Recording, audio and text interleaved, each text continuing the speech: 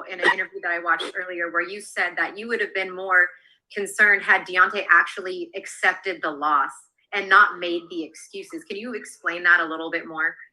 Yes, I can go into detail, quite complex as well.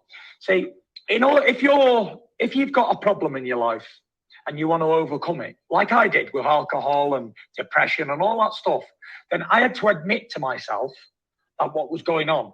I had to accept reality and put up or shut up. And that's what you have to do. In order to get better, you need to accept that you need the help. You need to accept the problem. So Deontay Wilder's problem is he couldn't accept defeat. So long career undefeated, 44-0, nearly all knockouts, and then he gets defeated. It must be hard. The Lord knows I don't know what it's like because I've never had to experience it. But I'd say it'd be hard. But the quicker you can come to terms with being defeated and move on and get better, the quicker you have, the more opportunity you have of avenging your defeat. If you can. If it's possible in your stars to avenge them defeats, then you need to accept the defeat first and then move on. Where what I've seen from Deontay Wilder is he can't accept defeat.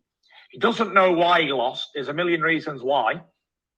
And he's still banging on that same drum about the goods weren't on, drugs, water, trainer, all this sort of stuff. Many, many more things, costumes and whatever else. And if he would have came into this trilogy saying, you know what, Tyson, you beat me. Fair and square, good man, but I'm going to get you in the third trilogy. Don't you worry about that. I'd have been like, okay, this is a serious guy. I really got to take him seriously. Not that I'm not anyway, but, you know, he didn't show any class at all in defeat, and he hasn't accepted that he's been beaten. Therefore, he can't overcome it. So you will see what will happen to him on the 9th of October. And with that, Gareth, go ahead. Very good evening. Thank you, Bob, Tyson, Frank, for your time tonight. It's appreciated. Can I ask you, Tyson, even though you don't want to speak particularly about last Saturday night, is there a chance that if you have a comprehensive victory over... Could you pass me my water, please? Deontay Wilder on next Saturday night, that you could say to Joshua, forget the victory, come and fight, forget the rematch with Usyk, come and fight me next? Good question, Gareth. But again, I've no real concern about anything else other than Deontay Wilder. I've got a mammoth task ahead. A very, really dangerous fight that I'm not overlooking, that I'm giving 100% focus. And I don't care who I fight after this. Whoever the next challenger is, let me get through Wilder first. Then on Sunday morning, you can speak to me as you always do. And then we'll talk turkey about who we'll fight next.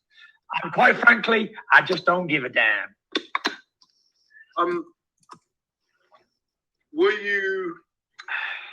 Can you just give an assessment then of how good you think Alexander Usyk is as a heavyweight?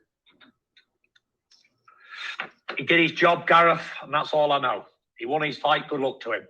There's not much to express, you know.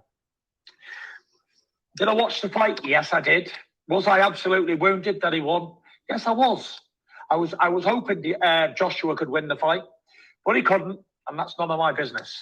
And one thing that I have learned in my life, and not that I've ever been involved in other people's businesses, but I always keep this nose out of everybody else's business because it's none of my concern.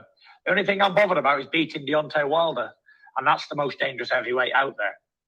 And in my opinion, Wilder beats Joshua, Usyk, all the rest of the division comfortable, but he cannot beat me.